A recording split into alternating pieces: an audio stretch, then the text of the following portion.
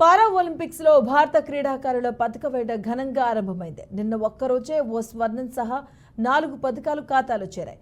ఇక 3 ఏళ్ల కిందట టోక్యోలో స్వర్ణం, కాంస్యం గెలిచిన యువ షూటర్ అవని లేఖరా మరోసారి అత్యున్నత వేదికపై అదరగొట్టింది. ప్యారిస్లోనూ పసిడి గెలిచి వరుసగా రెండోసారి పారా ఒలింపిక్స్ లో స్వర్ణం సాధించిన తొలి భారత అథ్లెట్ గా రికార్డులకెక్కింది. ఇక షూటింగ్ లోని మనీష్ నర్వాల్ రజతం, మైనా కాంస్యం గెలవగా 100 మీటర్ల పరుగులో ప్రీతి పాల్ కంచు పతకం సాధించారు.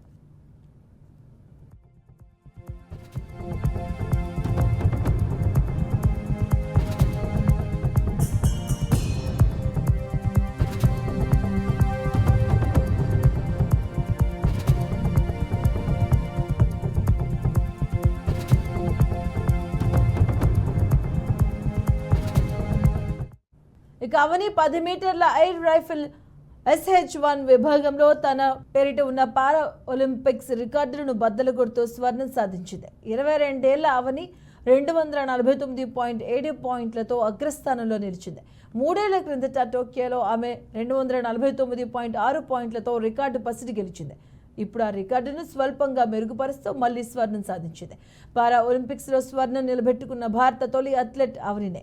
ఇక భారత్కి చెందిన 37 ఏళ్ల మోనా 228.7 పాయింట్లతో కాంస్యం సొంతం చేసుకుంది. దక్షిణ కొరియా షూటర్ లీ మ్యూని 246.8 పాయింట్లతో రజతం సాధించింది. క్వాలిఫికేషన్స్లో 625.8 పాయింట్లతో రెండో స్థానంలో నిలిచి ఫైనల్ చేరిన అవని ఒక దశలో రజతంతో సరిపెట్టుకునేలా కనిపించింది. కానీ తీవ్ర ఉత్కంఠ రేపినటువంటి చివరి షాట్లో కొరియా షూటర్ 6.8కు పరిమితం కాగా అవని 10.5తో అగ్రస్థానానికి దూసుకెళ్లి స్వర్ణం నెగ్గింది.